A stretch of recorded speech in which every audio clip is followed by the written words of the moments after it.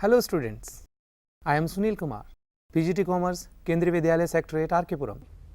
Let me take you to the second episode of our Business Studies Class 12 Standard. In our last episode, we have finished the meaning of management, features of management, and the nature of management, whether management is a profession or not. Now, in this episode, we shall study whether management is an art or not. But before we compare the feature of art with the management, we need to know what is an art. An art is the skillful and personal application of existing knowledge to achieve desired results. It has the following basic features. The first feature of art is the existence of theoretical knowledge. Art presupposes the existence of certain theoretical knowledge. Experts in their respective areas have derived certain principles which are applicable to a particular form of art. Now let me understand whether management is having this feature of art or not. Yes, there is the existence of certain theoretical knowledge in the field of management. It is also having various principles which are derived on experimentation and observation by the management experts. The father of general management, Mr. Henry Fayol, has given 14 most important principles of management which are applicable throughout the world.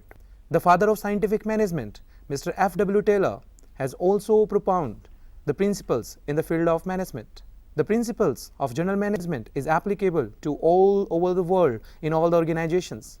But the principles given by Mr. Taylor is applicable at the factory level only. Now, the persons who are passing out from the professional institutions, they are getting the jobs in the various companies and they are giving solutions, or you can say new solutions, to the various problems which are arising in the business organizations. The students of IIMs who are getting PG diploma in management, they are getting the jobs in various companies, not only in India but in multinational companies as well. They have learned theoretical knowledge of management in IIMs. But when actually the problem is coming, when they are working as a manager, they will be giving different solutions. They must have learned everything same in the IIMs, but when actual problem is coming, the solution from each and every one would be the different one. So yes, the very first feature of art is very much present in the management. The second feature of an art is personalized application. Every artist must possess personal skill and creativity to apply the theoretical knowledge of art. The application and use of this knowledge varies from person to person. As I mentioned earlier, those who are joining as managers, they must have learned something theoretically in the professional organizations, but now whatever problems they are facing, the solution will be different altogether. The solution which was best in the previous year may not be in this particular year because of the changed circumstances. The world is ever changing, so as the solutions. So it's not like the best solution of the previous year will remain forever. With changed circumstances, we have to change accordingly. The next feature is based on practice and creativity. All art is practical. An artist must interpret the theoretical knowledge and apply his own creativity to it. To achieve perfection, practice of the theoretical knowledge is necessary for an artist. If we compare this feature of art with the management, we will certainly find, yes, the managers, they are also having the practical problems when they are working in the organizations. There may be problem in the production department, in the finance department, in the marketing department, or even in the finance department. One has to provide the best solution to these problems, and management helps in completing and overcoming with all these problems. So this feature of art is also available in management. So now if we compare all the three features which are present in art with the management, we will certainly find, yes, management is also having all the three principles of art. So we can say that yes, management is of course an art. Students, we have understood whether management is an art or not. Now we need to understand what are the functions performed by the management. So management has 5 major functions to be performed. First is planning, then organizing, staffing, directing, and controlling. Now, The first function performed by the management is planning. It means deciding in advance what to do, when to do, how to do, by whom it is to be done. Basically, in planning, we set the objectives of the business organization, and to provide the support services, we have to formulate the supportive plans. Then we have to search for the various alternative courses which are available in the market. After searching the alternatives, we have to analyze each and every alternative so that we can choose the best. And after comparing the cost analysis and profit analysis available in all the various alternative courses of action are to be chosen. So the best, which one would be the best? The best which is decreasing the cost and which is increasing the profits of the business organization. So once one alternative course of action is selected, the business has to implement it. And the moment it is implemented, we will go to the very first step of the planning, that is setting the standards. Because once we have set the standards, we may not end up with the target which we have set in earlier. The second function of management is organizing. To organize a business means to provide it with everything useful for the functioning, that is the raw material, machines, money, tools, and all other human resources. We identify the different activities in the organization as financing, production, marketing, and personnel. Organizing helps in setting all the activities to the perfection. Organizing brings together physical, financial, and human resources, which ultimately helps in the attainment of organizational objectives. It is only organizing which is establishing the superior subordinate relationship. It is the one which is setting the hierarchy in an organization. If we have to understand the organizational structure, we need to understand the levels which we are having in the management. In the management, at the top level, we are having managing directors, board of directors. Then we are having production manager, finance manager, marketing manager, personnel manager. And then we are having at the lower level of management all the employees, supervisors, and the workers who are working in these different departments. Students, now let we have our next function of management, that is staffing. Staffing means putting the right person on the right job. It includes estimation of manpower requirements. It comprises of recruitment, selection, training, placement, and compensation. The first one is estimating manpower requirements. In every company, we have to see that in various departments, where are the vacancies? All the vacancies available in the different departments like finance, marketing, production, and personnel. We have to see how many vacancies are there.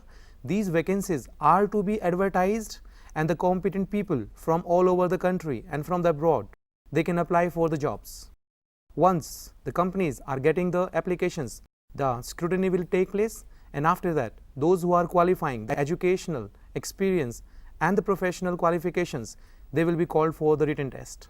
Once the written test is conducted and those who are successful one, they will be called for the interview. And after interview, they will be sent for training so that from the very first day, they will be able to perform what they want to perform in the organization. The business organization wants that each and every person who are joining the organization should give their best. They need to have all the information about the organization. They need to have all the information, what type of work they have to provide, what type of task they have to perform in the organization. So in training, whatever professional and other type of skills are required, these are being explored to the perfection. And from the very first day, the person will give his or her level best. And once the people have gone for the training, they will be coming with full of confidence, and whatever task is been given to them, they will be performing it to the perfection from the very first day.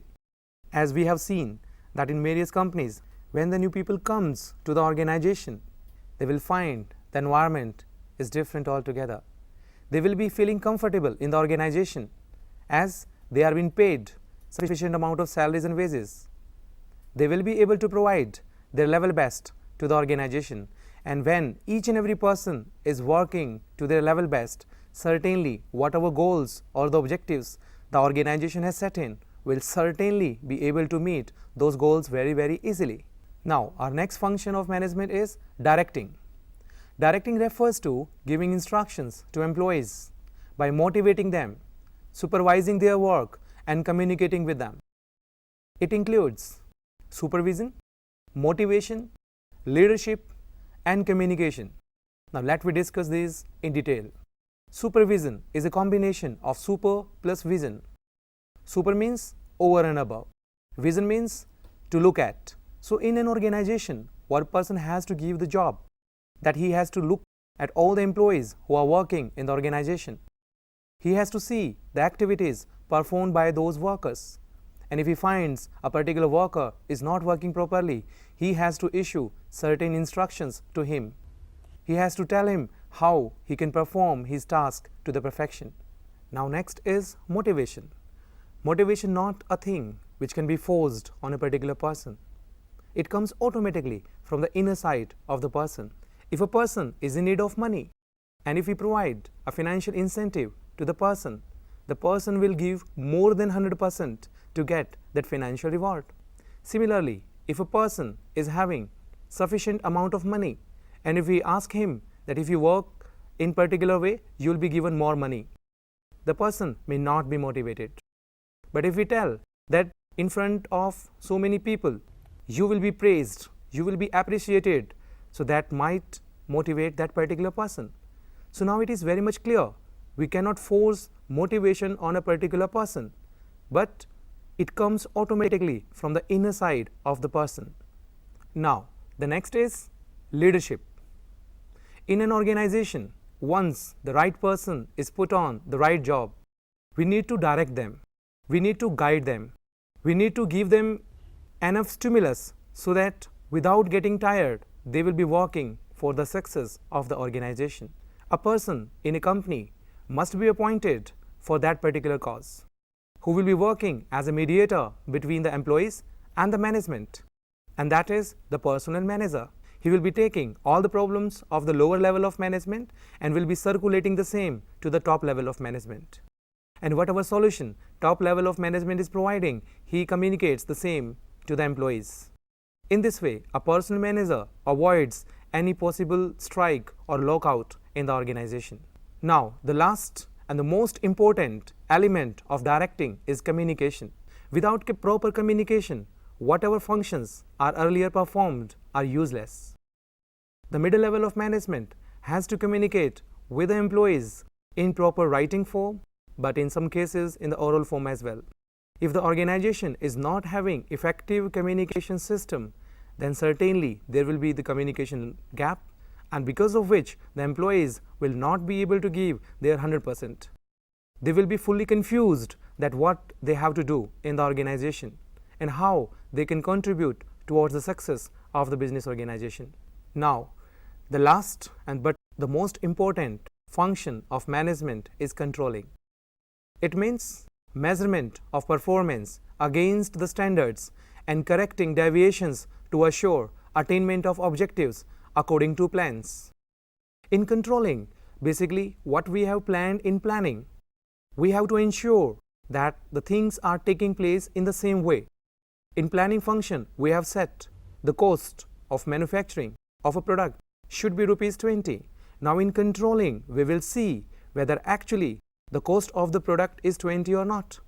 If it is more than 20, the causes will be taken out and the corrective measures has to be adopted, because in the next year, certainly whatever decisions went wrong in the previous year, in this year management doesn't want that it should repeat once again. Now students, we have come to an end of the functions performed by the management. Now at last, let me ask few questions from you. Question number 1. Thinking of launching new collection of office wear by a garment manufacturing company comes under A. Organizing, B. Staffing, C. Planning, or D. Controlling. Question number 2. Dividing the work in the company into purchasing, manufacturing, selling, storage comes under A. Organizing, B. Staffing, C. Planning, or D. Controlling? Question number 3. Giving advertisement in newspaper inviting public to apply for the vacant post of manager in the organization comes under A. Organizing, B. Staffing, C. Planning, or D. Controlling? Now these are the 3 questions which I am giving to you, and I would like to get the answer from your side in next episode. In the first episode we have completed the meaning of management, features of management, nature of management, management as a profession, and now in today's episode, management as an art and the functions performed by the management. So after getting all these about the management, you must be forming a very sound view about the management. You must apply yourself in the various ways of management. Like if you would like to do well in your exams, certainly you will go for the very first function of management, that is planning. You have to plan your activities, how you have to study in the morning, daytime, evening, or at night. You have to plan yourself. A plan cannot be a successful one for all the students. So you have to plan yourself according to your SWOT, that is the strengths, weaknesses, opportunities, and threats. So with the help of these 2 episodes, I hope that you have learned about the management and you will be applying the principles and all the concepts relating to management in your real life situations.